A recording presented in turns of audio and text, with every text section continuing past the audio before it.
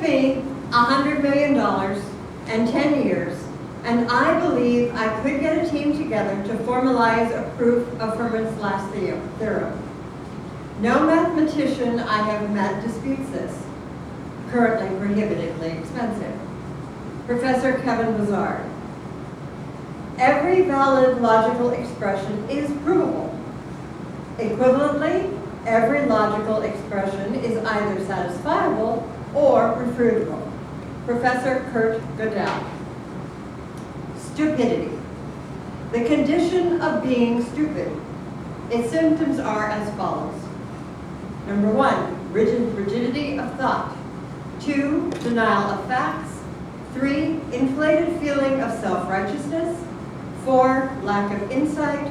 5, intellectual inflexibility. If left untreated, the consequences can be serious. This condition is known to produce irrational patterns of thought and behavior that are annoying, baffling, and even dangerous. There is no known cure for stupidity. It strikes without warning. Its incubation period varies depending on the virulence of the infection. Its prevalence is worldwide, and every person on the planet is susceptible to contracting it. Phillip W. Weiss, A Short History of Stupidity, 2015.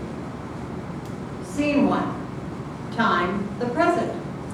Place, a room at the Rathborne State Institution for Advanced Biomathematical Studies. 2 men and a woman are engaged in an animated discussion.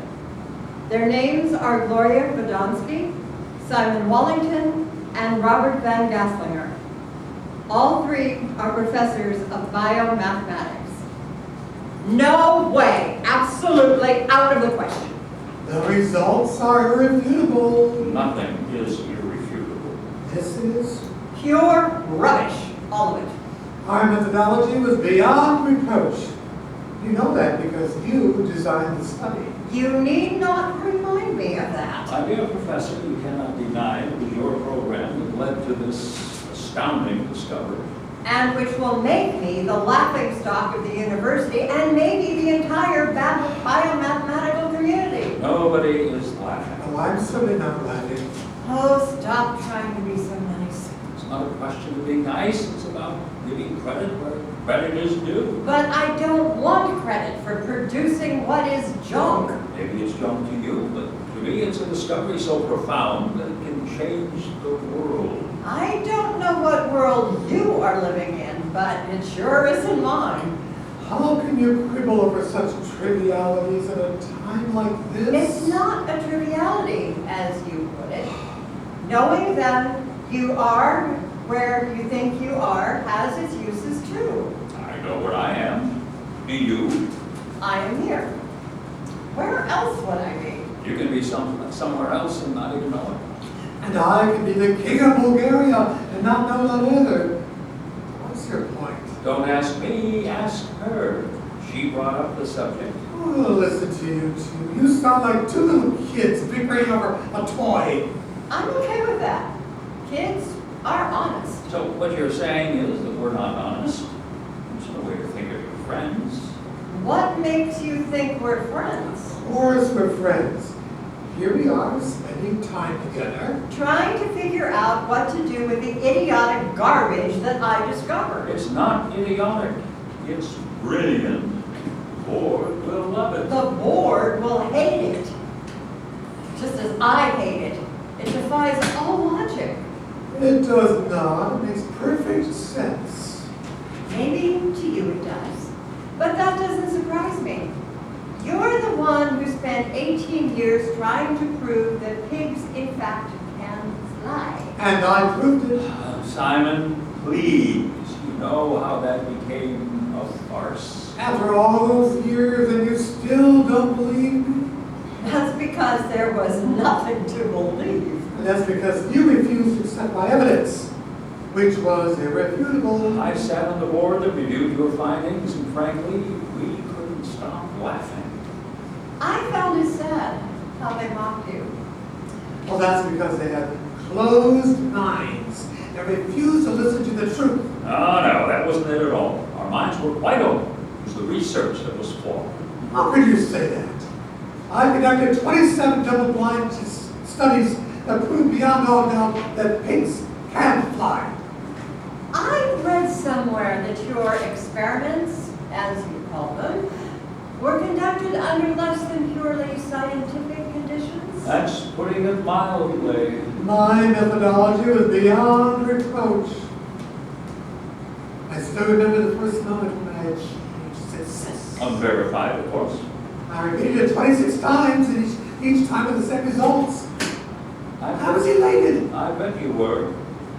What got you started into that line of research? Well, I grew up on a farm in central Nebraska. My parents raised hogs.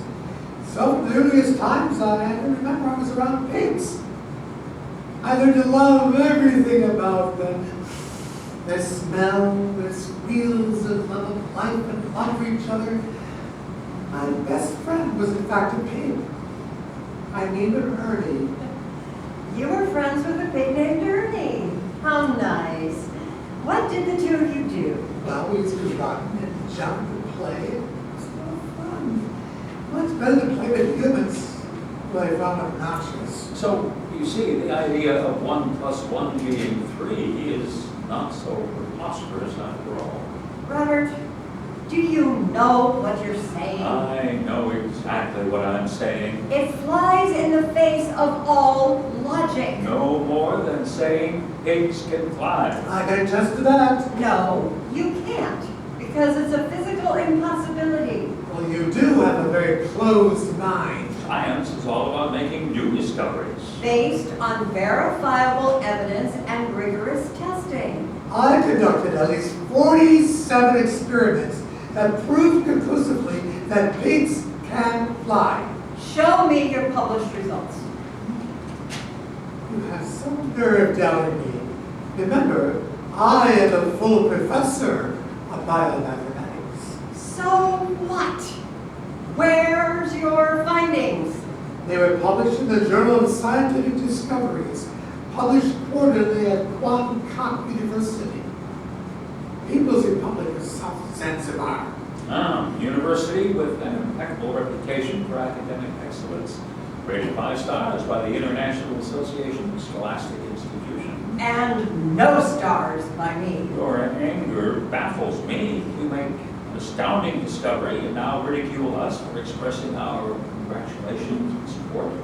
You don't know what you're talking about. Yes, we do. Your discovery will change the way we relate to the world and to each other. It will have the most profound effect on every facet of human life. You're making a huge mountain out of a tiny molehill.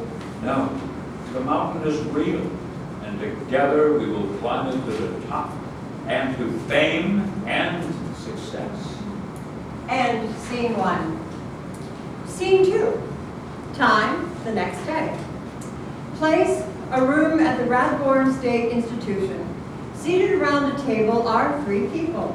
Professors Clarence Rathington, Elmer Kozelinsky, and Rosanna Wimstock Malloy. They are engaged in a lively discussion. No way! It is impossible! I refuse to believe it! This is what I heard. Why, you must have heard it wrong. Excuse me? Are you accusing me of not hearing things right? Nobody is accusing you of anything. Clarence just did that. Because you are spreading a rumor. Nothing but a malicious lie to make the university look bad. Why would I want to do that? Because you hate this place. Wait a minute, Clarence. I think you're going a bit too far. Oh, am I? She concocts this crazy story about some cockamamie new discovery, and now wants us to believe it. What did you want me to do? Not tell you? Aren't we colleagues? Yes, we are colleagues. But now for the dissemination of bunk. Look, Clarence, none of us like what the biomathematical department is up to, but there's no need to fly off the handle and make reckless accusations. Aren't you friends with Professor Radomski? Yes, I am. So what? So there. You're in on this conspiracy to make us look like fools. Admit it. That is absolutely untrue. My first loyalty is to the Department of Molecular Philosophy, of which I am the deputy chair. And of which I am the chair, and Elmer the vice chair. It's important that we all stick together during this crisis. But never that to try out stages. For years we've been working on the exact same project.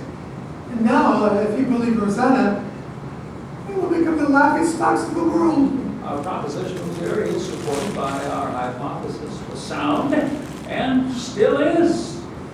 Actually, we can claim to have made the discovery first.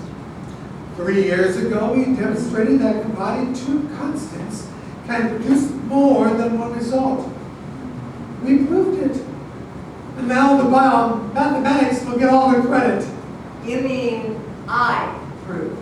No, I mean we proved it. The work product that my research generated was entirely mine. Yes, it was. However, I provided consultative oversight. And I provide the administrative support necessary to allow you to do your work. Hence, while you may have done much of the hands-on work, it was still a team effort so that we all deserve credit. That is unfair. I did the work, and so must be given the credit. Such a gratitude. In gratitude, nothing. I'm talking about fairness. Well, I mean fair. The initial proposal was a product of a collaborative effort. I proposed the study. In that you're mistaken. I first raised the subject. It was at O'Leary's Bar and Grill on Dempsey Street. I had a couple of Scotch products, That I paid for. and for which I expressed my deepest thanks and appreciation.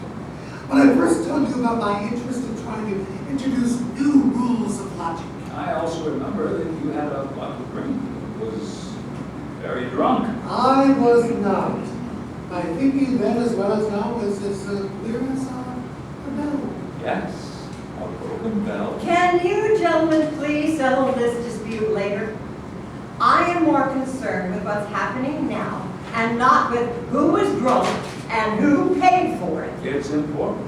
I'm sorry. It's important to get the record straight. But not when it's coming from a broken record player. Are you calling me broken? No, just the record player. What record player? What are you guys talking about? Just using metaphors to try to make a point, but apparently it went over everyone's heads. Well, you keep on talking like this, and I'll do an audit of your funding, All of which was approved by you.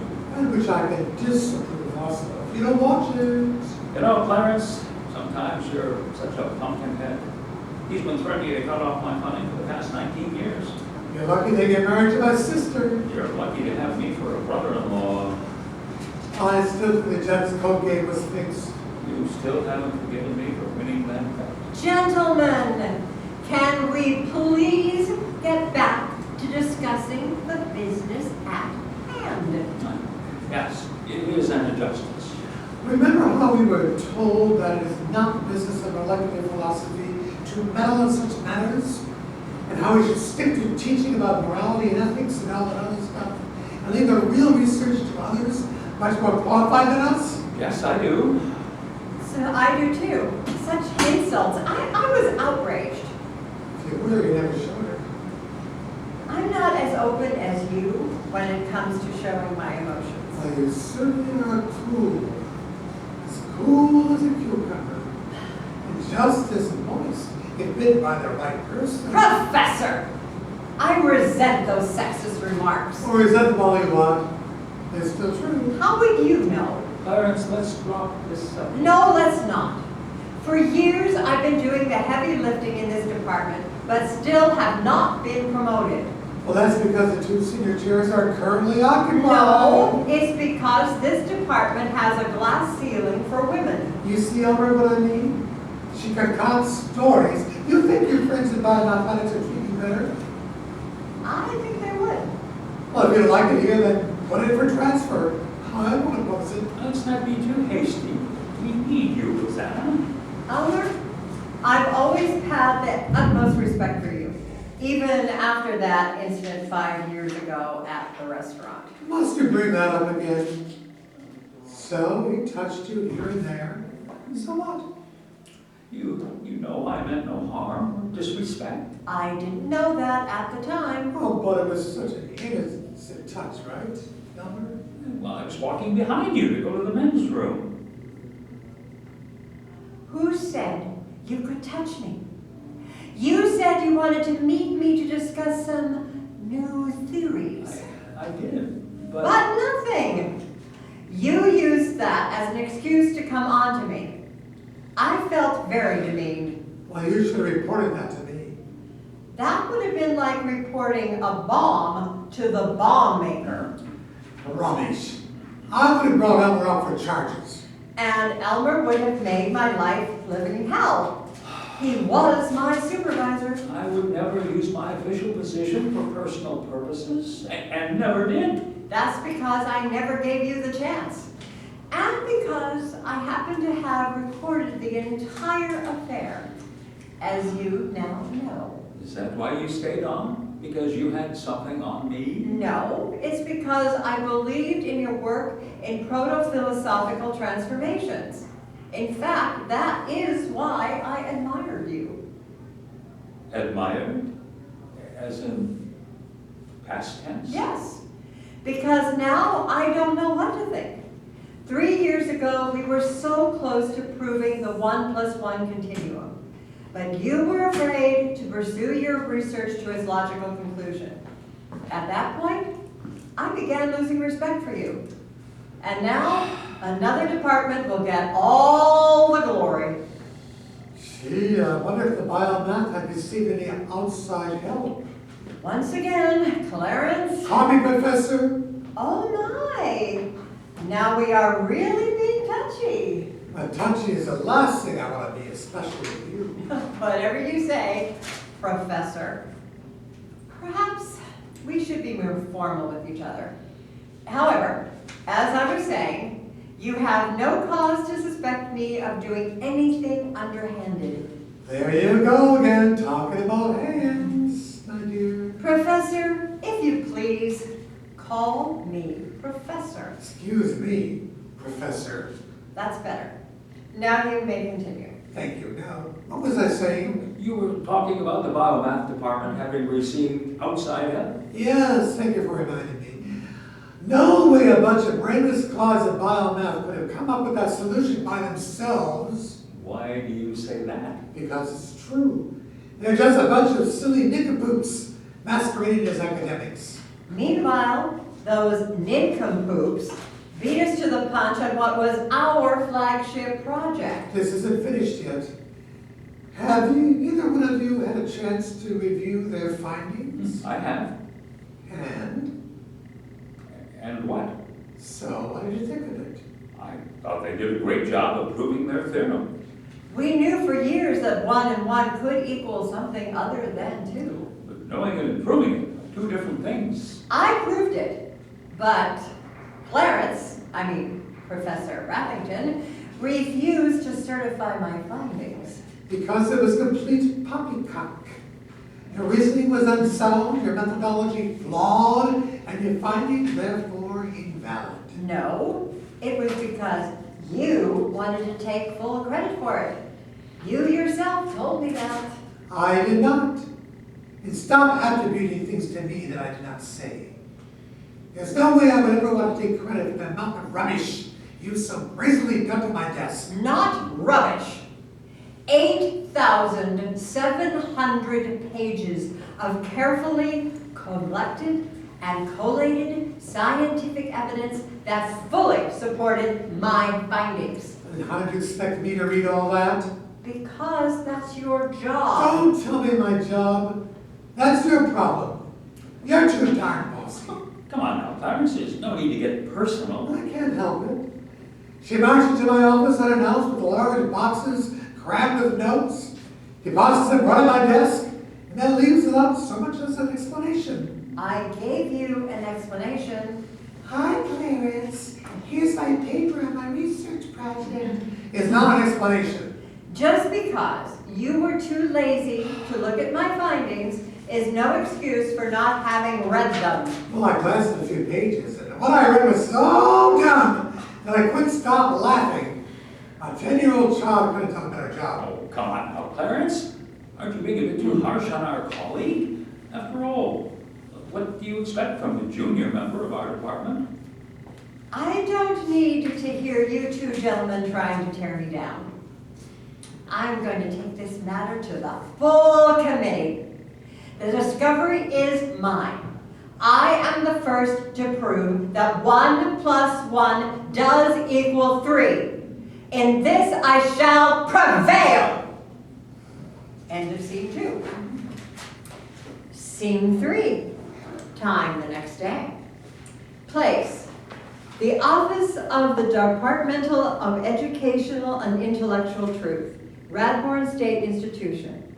Seated around the table are the professors Egbert Yurgoslavsky, Diana Televisi, and Hyman Dinglehooper. I hear some talk around the campus about some new discovery. Have either of you heard anything? I heard something too, something about some big breakthrough. Just talk though. I haven't heard anything. Well, where there's smoke, there's fire. I don't want to get caught flat-footed if the cat is left out of the bag before we know about it. Yes, we can't be too vigilant. We have some very flaky characters teaching at this campus. They're liable to come up with anything. Nothing's wrong with a little innovation Now, now there's a and then. difference between innovation and deceit. I don't mind innovation if it's legitimate, but all too often some wacko professor tries to pass off some idiotic piece of garbage as some earth-shaking discovery driven by the desire to either make a quick buck or score a political point. No surprise there. Remember what happened 5 years at Corkington University when some hustler masquerading as a professor of physics announced that he had discovered a new isotope of uranium that did not produce radiation? Before you knew it, the government was offering this guy $1 billion for the rights to his discovery. That scandal almost put the university out of business. Not to not mention what happened to the president of the school. He was around town. I don't want that to happen here. I don't either. But we can't put a lid on research either. Right now, I'm involved in some serious research involving a number of sensitive subjects. I don't consider the relevancy of home economics courses in today's college curriculum to be a particularly sensitive or controversial subject. Try telling that to today's woman. Why do women? Because even in today's modern society, women are still expected to cook and clean and do the shopping and care for the kids. What's wrong with that? My wife is okay with it. She runs the house. That's exactly what I'm talking about. About my wife running the house? No, about how you presume that it is the role of the woman to do housework based solely on their gender. Whatever. Somebody has to be home to take care of the home. Women are best equipped to do that. I agree with that. A woman's touch is always needed to keep a home in order. Where are you guys from? Don't call me Guy.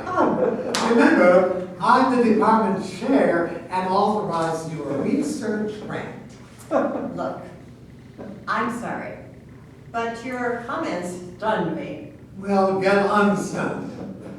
This department will never condone or provide a safe haven for any irresponsible thoughts that are meant to incite or cause confusion or sow doubt. I didn't say anything that was irresponsible. I was just informing you of my reaction to what you said. Why were you getting so bent out of shape? We're just talking, exchanging thoughts. Our system of values is under attack. If we do not act now to weed out all the crackpot and degenerate ideas in circulation, then our way of life will end and will join the long line of civilizations that once flourished but are now extinct. Do you want to become an item in a museum, like Hittites and ancient Egyptians? Now you're becoming hysterical. Not hysterical. Concerned. concerned for our future as a species.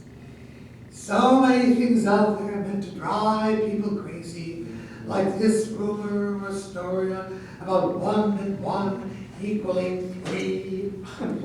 Who would ever buy that? You? Me? Yes, you.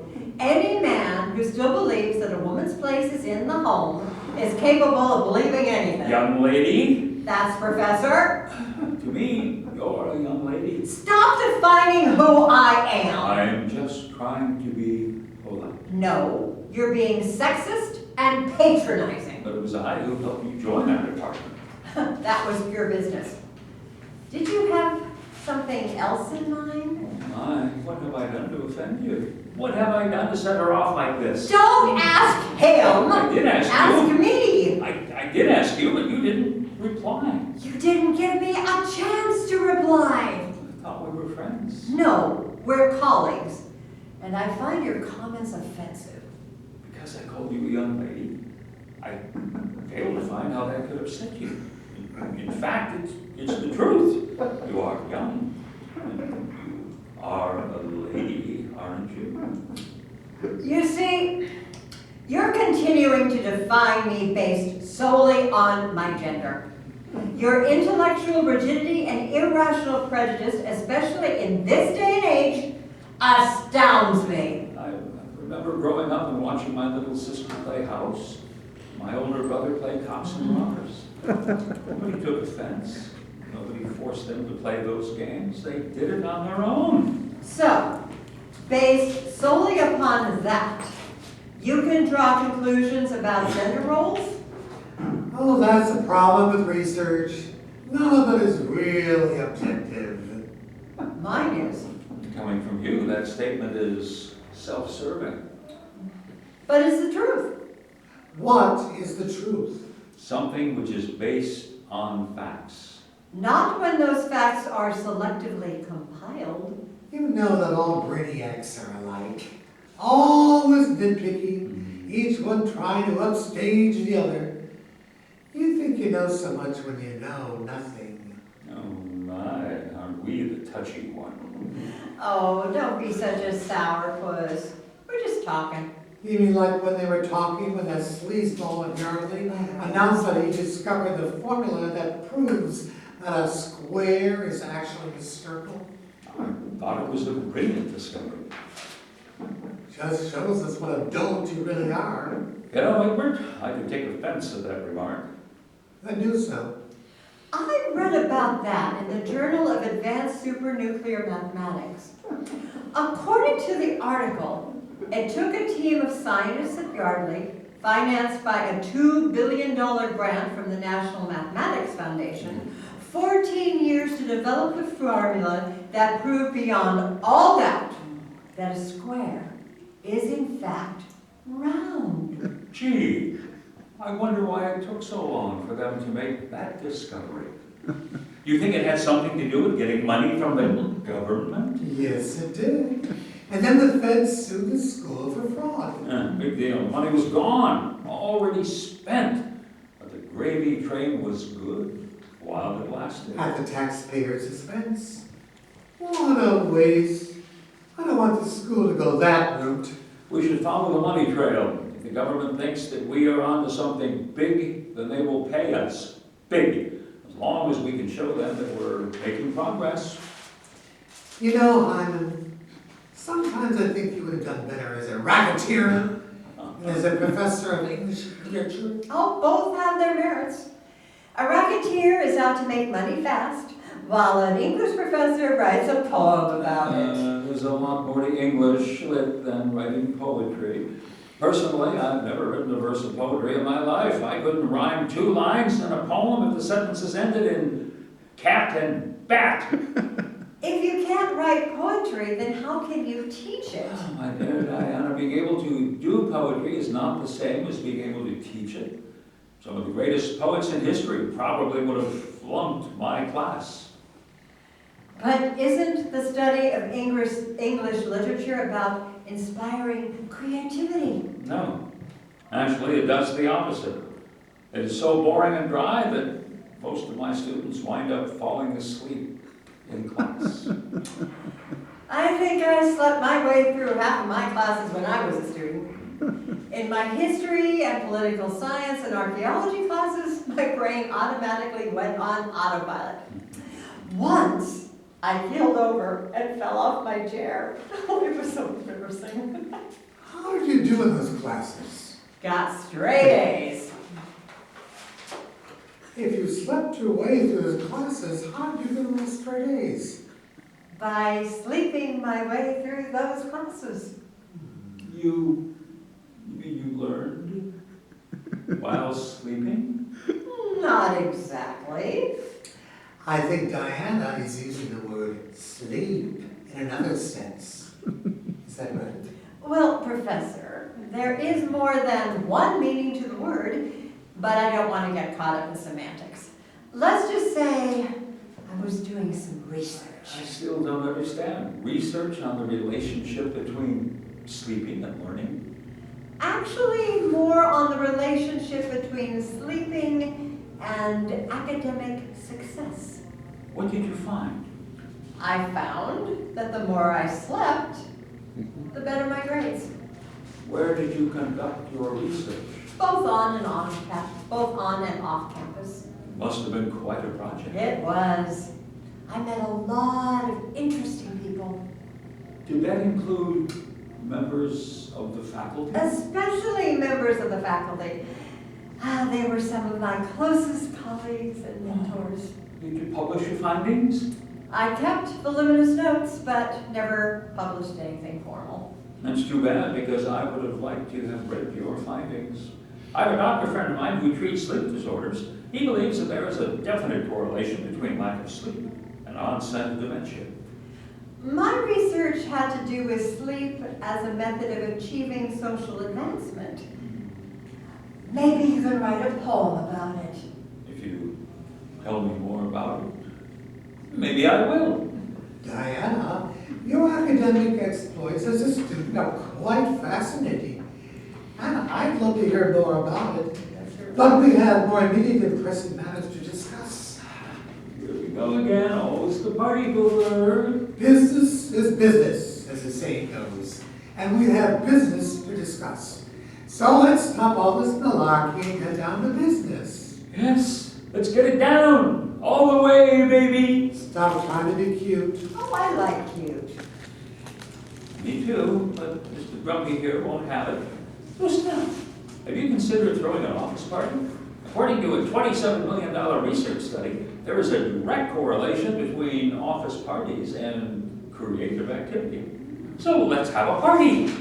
Well, I considered doing just that, but unfortunately, it's something we cannot afford. Now, what about all this talk about some discovery or a breakthrough? I heard that the biomathematical department is on to something really exciting. Biomath? Since when did they get their own department? Beats me. One day I heard the school had a biomathematics department. But in a place like this, anything is possible. Well, I'm going to look at this further. I can't have departments cropping up willy-nilly. No, we can't. Who do they think they are anyways? Biomath. Where did they come up with such a stupid combination? Yes, perhaps it does require further investigation. But in the meantime, let's at least go out for a snack, or better yet, order in some food. After all, we are college professors, and college professors have to eat too. End of scene 3. Ladies and gentlemen, we will now have a brief